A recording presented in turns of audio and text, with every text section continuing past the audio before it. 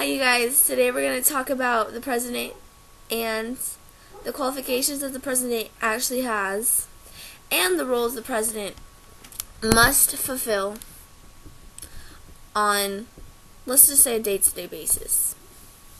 Well, there are three main qualifications, three formal set-in-stone qualifications for becoming president. Obviously, you must be of 35 years of age or older to actually run for president. Then you have the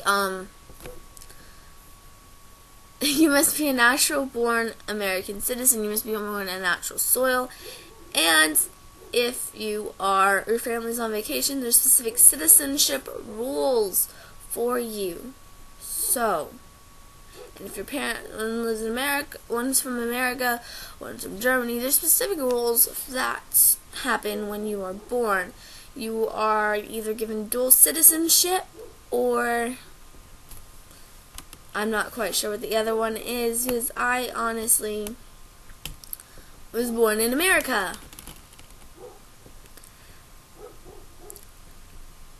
And if you were born in a situation like that, or you were you decided you wanted to move to England, maybe for a change of scenery or something, you'd have to come back to America 14 years prior to running for president. Now you also have your informal qualifications. They are obviously gender, racial, how you look, you act, background, all these other things. I'm just going to give you a few examples, maybe to get the ball rolling in your head so you can think of some. And I'm sorry, this side of my face is really, really dark. I never really have good lighting in my house, so shadows. So some informal qualifications are obviously all our presidents have been male. Hopefully one day that will change, because women are capable of doing what men do. Obviously they're all been male. If the racial one, the majority, 99% of our presidents have been white. Barack Obama is our first black president. He was elected in 2008 and is our current president now. He is on his second term. You also have the political background. Most presidents have had a political background of some sort. Like their dad was a senator, their dad was president, their dad was all these other things to them, and they decided, hey, since I have a good political background, I think I'd be a good presidential candidate. Sounds like a good idea to me. So those are some examples of informal qualifications.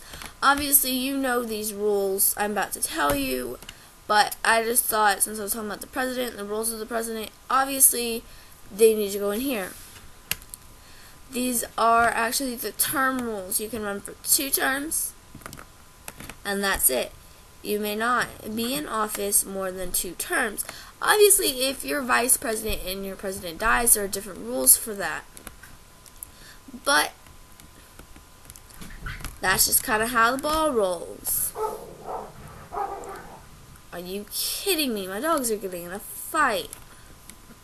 It's not like I can do anything about it. Nerdy 14-year-old. Can't break up a dog fight. Okay, so let's move on to the roles of the president. Obviously, there are 8 roles, including the main presidential duty, which we all know is to enforce or execute the laws. Now, each of these jobs are equal in importance, but I just put them in the order they are on my notes I took in class. So, the first one obviously is the main presidential duty, which I earlier said is to enforce or execute the laws. Next is the chief of party, or also called the party leader. He is the leader of the political party that controls the executive branch. If that's kind of confusing, let me give you an example. Barack Obama is a Democrat. He was elected in office in 2008, which I stated earlier.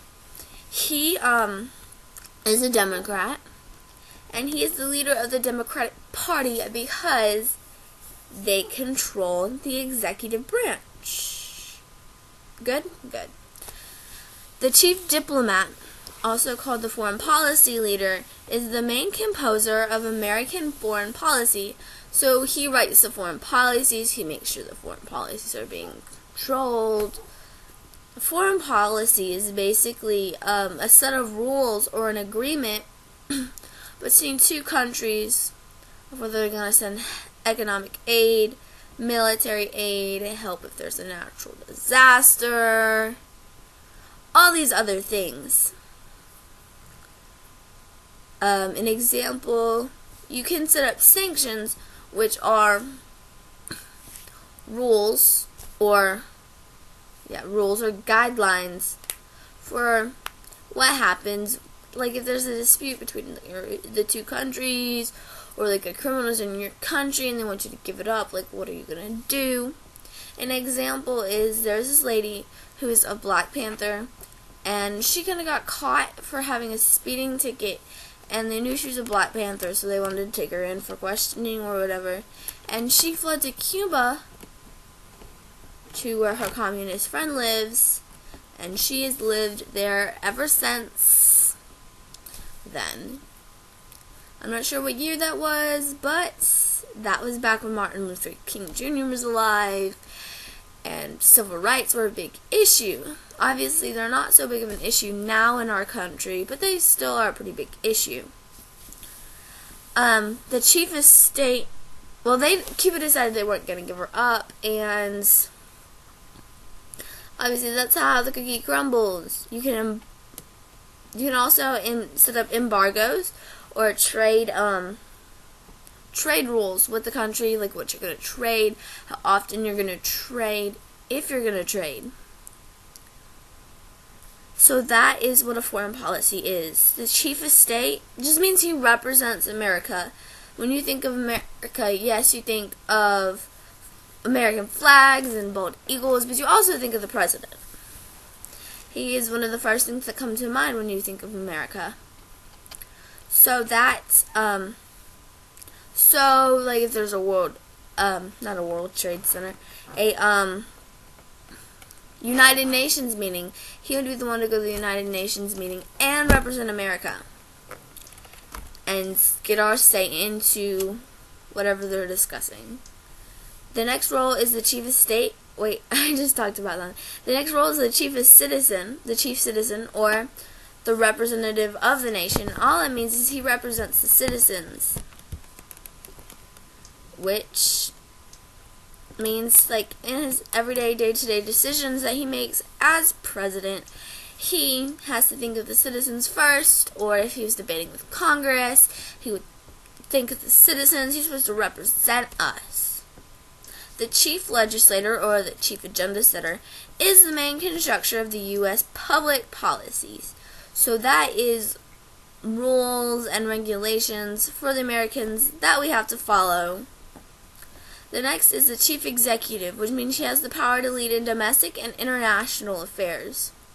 A domestic affair would be like 9/11. 9/11 was, well, not really a domestic affair, but it affected us because it was in our country, where the terrorists came in on their planes and they crashed into the Twin Towers, into the Trade Center, and that was kind of a big deal. Another example of a domestic affair would be the BP oil spill in 2008, which they sent help from all over the country to help clean up the oil. An international affair would be the Ukraine and Russia dispute right now. Are we going to get involved? Will we get involved? What's going on? While the one-sided information. I don't know. No one tells me anything. I'm 14. I'm not really involved in our government right now because I am so young and obviously so not important in the foundation of our government.